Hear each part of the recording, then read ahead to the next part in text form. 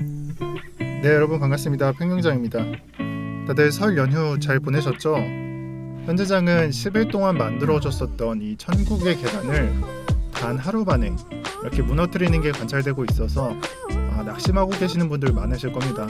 그리고 썸네일에 작성을 해드린 것처럼 제가 봤을 때는 지금이 뭐 공포장도 아니고 그저 들어올린 이 량을 한 절반 정도 이렇게 되돌려 놓았다, 이 정도로만 정의를 하고 있습니다.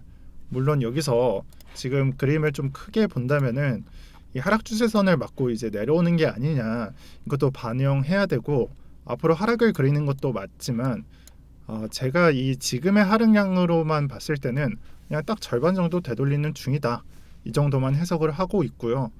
이 장에서 많은 분들이 궁금해 하시는 게 아마 바닥이 어디냐, 이런 걸 궁금해 하실 거예요. 그래서 지금 패턴을 본다면은 이 거래대금 순 보면은 천천히 낮아지고 있는 게 관찰이 되고 있죠. 그래서 거래대금의 축소로 보았을 때는 이 방향성이 유지된다면 지금 구간에서 바닥은 나온다, 이렇게 체크하시면 되는 거고, 여기에 더해서 제가 봤을 때 이번 장은 한 번에 그냥 이렇게 무너뜨리기에는 좀 어려울 것으로 보입니다.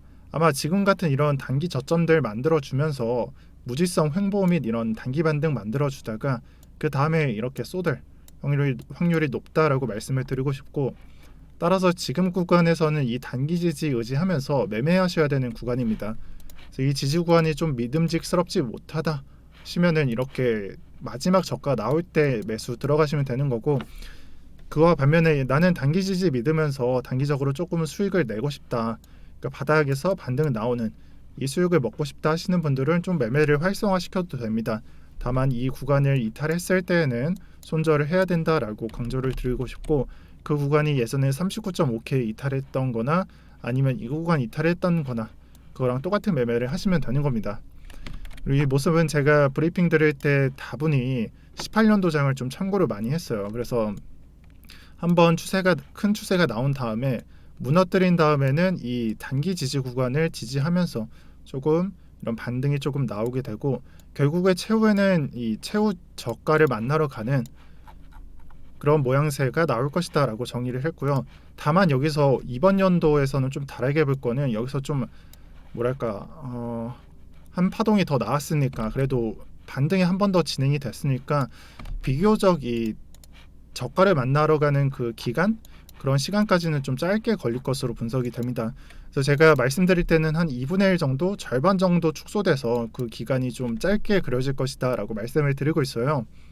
그런 면에 있어서는 7월까지, 또 7월 전까지 이 마지막 저가를 만나러 가는 구간이 있을 것이다, 이걸 반드시 아시고요. 그 다음에 이 단기 지지 의존해서 매매를 그 전까지는 해주시고, 그 전에 이 단기 지지선을 무너뜨리는 곳에서는 손절이 나가야 된다, 이 두 가지 체크하시면서 매매를 하시면 되겠습니다. 어찌됐든 간에 5일 만에 정리하는 내용이지만, 이전에 말씀을 드렸었던 이 한 번 무너진 추세는 복구가 힘들 것이다 라는 내용과, 또 이제 횡보가 나오기 전에 이 하락이라는 방향성을 보면서 매매를 해야 된다라는 내용은 아직까지 유효합니다. 그래서 많은 분석가 유튜버들이 뭐 여러분들한테 주입을 했듯이 아직까지 뭐 롱쟁이와 낙관적인 전망을 보여주는 분들이 많습니다. 그래서 저는 좀 다른 견해이지만 저는 응원을 할게요. 다들 힘내시고요. 현재 장을 세계 증시와 비교를 해본다면 다소 암울합니다. 그래서 현재 장에서는 증시는 반등이 강하게 왔지만 비트는 좀 반등량을 조금 무너뜨리는, 그러니까 반등량도 미비한데 그마저도 무너뜨리는 차트를 보여주고 있습니다.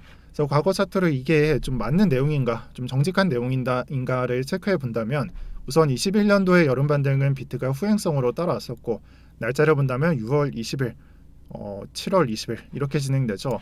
비트코인은 이때 이런 식으로 진행이 됐었습니다. 7월 20일에 반등을 시작했었고요. 그래서 조금은 다르죠. 그러니까 후행성으로 따라갔었어요. 그리고 여기서는 비트가 여기서부터 반등을 해서 10월 초부터 반등을 해서 선행을 했었어요. 여기서는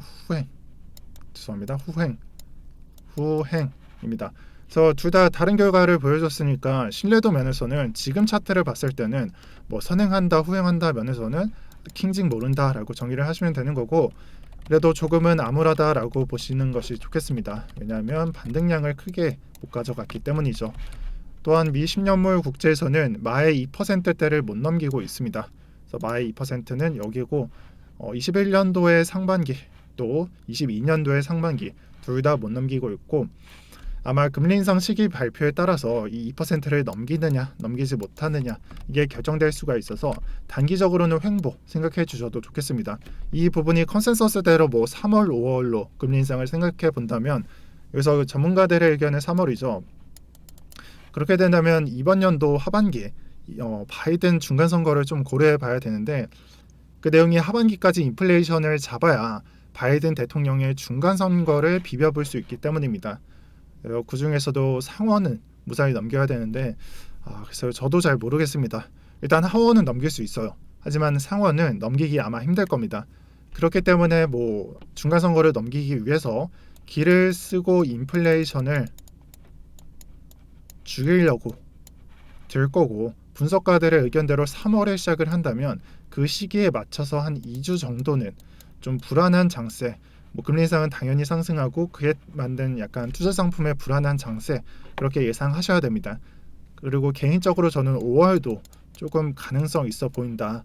금리 인상을 첫 금리 인상 시기를 5월도 좀 가능성 있다고 보는데 이건 3월 FOMC 전에 제가 검토해서 말씀드리겠습니다. 또한 지금의 2월 초 장세는 기업 실적 발표와 좀 연관이 되어 있습니다. 지금 보고 있는 게 아마존의 실적 발표거든요. 날짜가 2월 3일이죠. 2월 3일이라는 말은 한국 시간으로 내일 아침쯤으로 결과가 나오니까 아마 이 부분이 처참하면은 내일 아침 장세 그래서 조금 조심해야 한다라고 정의를 해두시고 장세를 보시면 좋겠습니다. 현재까지 알파벳, AMD, 페이팔, 테슬라, 페이스북까지 발표가 되었고 대부분 뭐 처참한 실적을 낸 기업들은 응징을 받았고 나스닥에 반영이 되면서 비트코인까지 이제 연결이 되는 그러니까 여기서 좀 처참하다 그러면은 여기서도 영향이 되고 여기서도 이제 뭐 기술주를 모아놓은 거니까 당연히 영향이 있겠죠.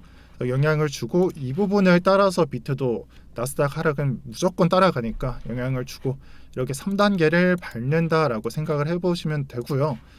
그래서 뭐 이게 참 조금 전에도 뭐 영란은행에서 그러니까 영국의 중앙은행에서 0.25%에서 0.5%로 금리 인상하는 것도 있고 내일은 비농업 고용지수도 공개가 되고 제가 증시를 다루는 건지 뭐 비트코인을 다루는 건지 봐야 할 것이 너무나도 많지만 여러분들 뉴스에 크게 흔들리지 마시고요.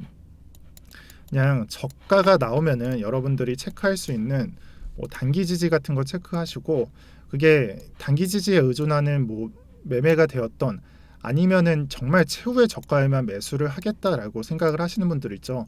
그 저가에만 매수하시면 상관이 없고요. 이런 장에서는 올라갈 때만 매수를 안 하시면 됩니다. 그러니까 차트상으로 이런 올라갈 때만 매수 안 하시면 돼요. 그냥 저가 밟아줄 때 매수하면은 그때는 진짜 수익 내기가 쉽습니다. 그래서 지금 장에서는 제가 12월 초부터 거의 2달 동안 매도랑 현금을 외친 것 같은데 여러분들 적어도 30% 정도는 갖고 있겠죠. 뭐 아니면은 좀 어쩔 수 없기는 한데 저 개인적으로는 좀 실망스럽긴 할 것 같습니다. 아무튼 잘 따라오셔서 현금 비중 많으신 분들 있죠. 저가를 기다리시고요. 단기 저가는 제가 봤을 때 조만간 등장할 것 같고 최후의 저가는 한참 남았다라고 말씀드리면서 영상 마치도록 하겠습니다. 네, 오늘도 평경장이었습니다. 여러분들 시청 감사드립니다.